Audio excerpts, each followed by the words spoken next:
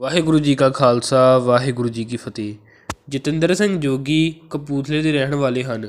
ਉਹਨਾਂ ਨੇ ਆਪਣੇ ਜੀਵਨ ਦੀ ਇੱਕ ਬਹੁਤ ਹੀ ਹੈਰਾਨ ਭਰੀ ਘਟਨਾ ਸਾਂਝੀ ਕੀਤੀ। ਉਹ ਲਿਖਦੇ ਹਨ ਕਿ 1971 ਦੀ ਗੱਲ ਹੈ। ਗਰਮੀਆਂ ਦੇ ਦਿਨ ਸੀ। ਕਪੂਰਥਲੇ ਦੇ ਬਾਵਿਆਂ ਵਾਲਾ ਗੁਰਦੁਆਰਾ ਜੋ ਸ਼ਾਲੀਮਾਰ ਬਾਗ ਦੇ ਕੋਲ ਹੈ, ਉੱਥੇ ਦੀਆਂ ਸੰਗਤਾਂ ਨੇ ਹੇਮਕੁੰਟ ਸਾਹਿਬ ਜਾਣ ਦਾ ਪ੍ਰੋਗਰਾਮ ਬਣਾਇਆ। ਮੇਰੇ ਮਾਤਾ ਪਿਤਾ ਦੀ ਵੀ ਇਸ ਯਾਤਰਾ 'ਤੇ ਜਾਣ ਦੀ ਬਹੁਤ ਇੱਛਾ ਸੀ। ਮੇਰੀ ਡਿਊਟੀ ਪੰਜਾਬ ਤੋਂ ਬਾਹਰ ਸੀ। ਮੇਰੇ ਕੋਲ ਟਾਈਮ ਨਾ ਹੋਣ ਕਰਕੇ ਮੈਂ ਉਹਨਾਂ ਨੂੰ ਇਕੱਲਿਆਂ ਜਾਣ ਲਈ ਹੀ ਕਹਿ ਦਿੱਤਾ। ਮੇਰੇ ਮਾਤਾ ਜੀ ਦੀ ਸਿਹਤ ਕੁਝ ਠੀਕ ਨਹੀਂ ਸੀ, ਪਰ ਸ਼ਰਧਾ ਪੂਰਵਕ ਉਹ ਯਾਤਰਾ 'ਤੇ ਚਲੇ ਗਏ। ਸਾਰੀ ਸੰਗਤ ਹੇਮਕੁੰਟ ਸਾਹਿਬ ਪਹੁੰਚੀ ਤੇ ਚੜ੍ਹਾਈ ਚੜ੍ਹਨੀ ਸ਼ੁਰੂ ਕਰ ਦਿੱਤੀ। ਮੇਰੇ ਮਾਤਾ ਪਿਤਾ ਜੀ ਵੀ ਹੌਲੀ ਹੌਲੀ ਚੱਲਦੇ ਰਹੇ। ਕੁਝ ਕੁ ਦੂਰੀ 'ਤੇ ਜਾ ਕੇ ਮੇਰੇ ਮਾਤਾ ਜੀ ਬਹੁਤ ਥੱਕ ਗਏ ਤੇ ਇੱਕ ਪੱਥਰ ਦਾ ਸਹਾਰਾ ਲੈ ਕੇ ਬੈਠ ਗਏ। ਉਹਨਾਂ ਨੇ ਮੇਰੇ ਪਿਤਾ ਜੀ ਨੂੰ ਆਖਿਆ ਕਿ ਤੁਸੀਂ ਅੱਗੇ ਚਲੋ, ਮੈਂ ਪਿੱਛੇ ਪਿੱਛੇ ਆਉਂਦੀ ਹਾਂ।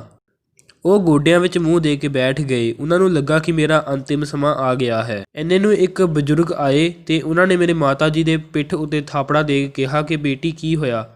ਮੇਰੇ ਮਾਤਾ ਜੀ ਨੇ ਆਖਿਆ ਕਿ ਬਾਪੂ ਜੀ ਮੈਂ ਬਹੁਤ ਥੱਕ ਗਈ ਹਾਂ। ਤਾਂ ਬਜ਼ੁਰਗ ਆਖਣ ਲੱਗੇ, ਬੇਟੀ ਤੈਨੂੰ ਕੁਝ ਨਹੀਂ ਹੋਇਆ ਹੈ, ਤੇਰੇ ਵਿੱਚ ਬਹੁਤ ਤਾਕਤ ਹੈ, ਤੂੰ ਹੁਣੇ ਸਾਰਿਆਂ ਦੇ ਨਾਲ ਰਲ ਜਾਵੇਂਗੀ। ਬਜ਼ੁਰਗ ਨੇ ਮੇਰੇ ਮਾਤਾ ਜੀ ਨੂੰ ਥਾਪੜਾ ਦਿੱਤਾ। ਮੇਰੇ ਮਾਤਾ ਜੀ ਨੇ ਉਹਨਾਂ ਦਾ ਧੰਨਵਾਦ ਕੀਤਾ ਤੇ ਉਹ ਬਜ਼ੁਰਗ ਸੰਗਤ ਵਿੱਚ ਕਿਤੇ ਗਾਇਬ ਹੋ ਗਏ। ਮੇਰੇ ਮਾਤਾ ਜੀ ਦੱਸਦੇ ਹਨ ਕਿ ਉਹਨਾਂ ਵਿੱਚ ਇੱਕ ਅਲੱਗ ਜਿਹੀ ਸ਼ਕਤੀ ਆ ਗਈ ਸੀ। ਉਹਨਾਂ ਨੇ ਛੇਤੀ ਛੇਤੀ ਚੜ੍ਹਾਈ ਚੜ੍ਹਨੀ ਸ਼ੁਰੂ ਕਰ ਦਿੱਤੀ ਤੇ ਛੇਤੀ ਹੀ ਕਪੂਰਥਲੇ ਵਾਲੀ ਸੰਗਤ ਨਾਲ ਰਲ ਗਏ। ਸਾਰੇ ਹੈਰਾਨ ਸੀ ਕਿ ਮੇਰੀ ਮਾਤਾ ਜੀ ਨੇ ਇੰਨੀ ਛੇਤੀ ਚੜ੍ਹਾਈ ਕਿਵੇਂ ਚੜ੍ਹੀ। ਮੇਰੀ ਮਾਤਾ ਜੀ ਦਾ ਮੰਨਣਾ ਸੀ ਕਿ ਉਹ ਇੱਕ ਰੱਬੀ ਰੂਪ ਸੀ, ਕੋਈ ਆਮ ਬਜ਼ੁਰਗ ਨਹੀਂ। ਫਿਰ ਮੇਰੇ ਮਾਤਾ ਪਿਤਾ ਨੇ ਚੜ੍ਹਾਈ ਚੜ੍ਹਨੀ ਸ਼ੁਰੂ ਕਰ ਦਿੱਤੀ। ਅੱਗੇ ਹੋਰ ਸੰਗਤਾਂ ਨਾਲ ਉਹਨਾਂ ਦਾ ਮਿਲਾਪ ਹੋਇਆ। ਮੇਰੇ ਪਿਤਾ ਜੀ ਨੇ ਆਪਣੀ ਸੋਟੀ ਇੱਕ ਜ਼ਰੂਰਤਮੰਦ ਬਜ਼ੁਰਗ ਨੂੰ ਦਿੱਤੀ। ਇਹ ਸਭ ਮੁੰਬਈ ਦਾ ਰਹਿਣ ਵਾਲਾ ਸੁਰਿੰਦਰ ਸਿੰਘ ਵੇਖ ਰਿਹਾ ਸੀ। ਉਹ ਮੇਰੇ ਮਾਤਾ ਪਿਤਾ ਦੇ ਕੋਲ ਆਇਆ ਤੇ ਮੇਰੇ ਪਿਤਾ ਜੀ ਦੀ ਤਾਰੀਫ ਕਰਨ ਲੱਗ ਪਿਆ।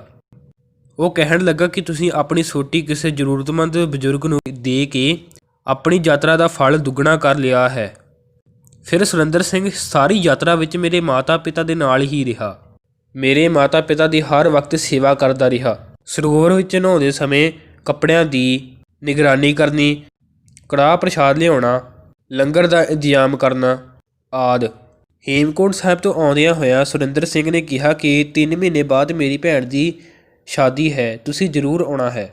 ਉਸਨੇ ਜਲਦੀ ਨਾਲ ਆਪਣੀ ਜੇਬ ਵਿੱਚੋਂ ਇੱਕ ਕਾਗਜ਼ ਕੱਢਿਆ ਤੇ ਕਾਗਜ਼ ਦੇ ਉੱਤੇ ਐਡਰੈਸ ਲਿਖ ਦਿੱਤਾ ਤੇ ਕਿਹਾ ਕਿ ਇਸ ਨੂੰ ਸੰਭਾਲ ਕੇ ਰੱਖਿਓ ਤੇ ਜ਼ਰੂਰ ਆਇਓ।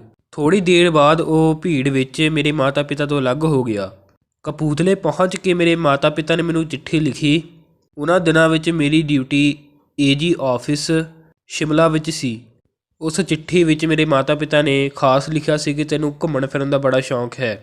ਹੇਮਕੁੰਟ ਸਾਹਿਬ ਦੀ ਯਾਤਰਾ ਦੌਰਾਨ ਸਾਨੂੰ ਜੋ ਲੜਕਾ ਮਿਲਿਆ ਸੀ, ਉਸਨੇ ਸਾਡੀ ਇੰਨੀ ਸੇਵਾ ਕੀਤੀ ਕਿ ਸ਼ਾਇਦ ਸਾਡੀ ਆਪਣੀ ਔਲਾਦ ਵੀ ਨਹੀਂ ਕਰਦੀ।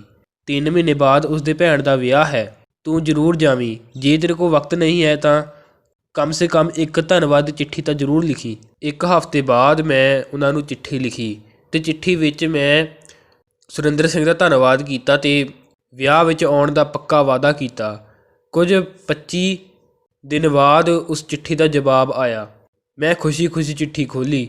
ਚਿੱਠੀ ਵਿੱਚ ਸੁਰਿੰਦਰ ਸਿੰਘ ਦੇ ਪਿਤਾ ਲਿਖਦੇ ਹਨ ਕਿ ਸਨਮਾਨਯੋਗ ਜਤਿੰਦਰ ਸਿੰਘ ਜੀ, ਮੈਨੂੰ ਤੁਹਾਡੀ ਚਿੱਠੀ ਮਿਲੀ।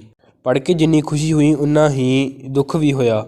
ਸਾਨੂੰ ਇਹ ਦੱਸਦਿਆਂ ਬੜਾ ਦੁੱਖ ਹੋ ਰਿਹਾ ਹੈ ਕਿ ਤੁਸੀਂ ਜਿਸ ਪੁੱਤਰ ਦੀ ਗੱਲ ਕਰ ਰਹੇ ਹੋ ਉਹ 10 ਸਾਲ ਪਹਿਲਾਂ ਹੀ ਇਸ ਦੁਨੀਆ ਨੂੰ ਛੱਡ ਕੇ ਚਲਾ ਗਿਆ। ਪਰ ਸਾਨੂੰ ਖੁਸ਼ੀ ਹੈ ਕਿ ਜਿਉਂਦੇ ਜੀ ਉਹ ਸੰਗਤਾਂ ਦੀ ਸੇਵਾ ਨਹੀਂ ਕਰ ਸਕਿਆ, ਪਰ ਮਰਨ ਤੋਂ ਬਾਅਦ ਉਹ ਅੱਜ ਤੱਕ ਸੇਵਾ ਕਰ ਰਿਹਾ ਹੈ। ਵਾਹਿਗੁਰੂ ਜੀ ਕਾ ਖਾਲਸਾ ਵਾਹਿਗੁਰੂ ਜੀ ਕੀ ਫਤਿਹ।